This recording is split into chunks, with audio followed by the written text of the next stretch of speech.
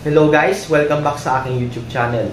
In today's video, meron naman tayong mathematical question na nanggagaling sa Battle of the Brains College Division Grand Finals Batch 1994. And here's the question. The formula relating to Celsius and Fahrenheit scale is C is equal to 5/9 times the Fahrenheit minus 32. At what temperature reading is F, which is Fahrenheit, numerically double the Celsius reading? So, kailangan natin kunin ay ang doble ng Celsius para makuha natin ang Fahrenheit. So, we will take Fahrenheit as 2C.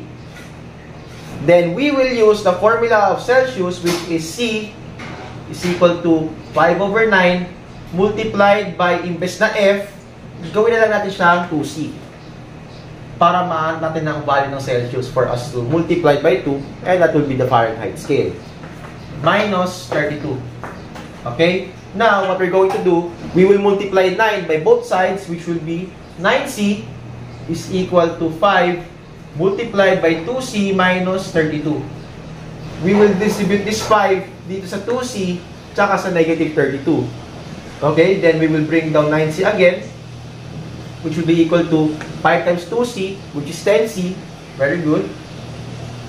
Minus 5 times negative 32 is negative 160. So now, we will notice that 9C and 10C are both like terms, so we will simply transpose this 10C dito. So that will be 9C minus 10C is equal to negative 160.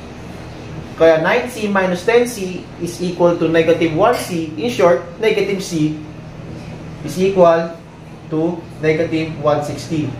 Then we will both divide this into negative 1.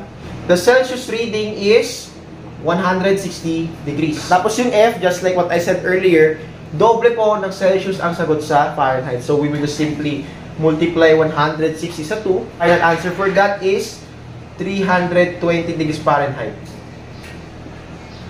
I hope you learned something new. It's me, Bernardo Escorial. Stacker out.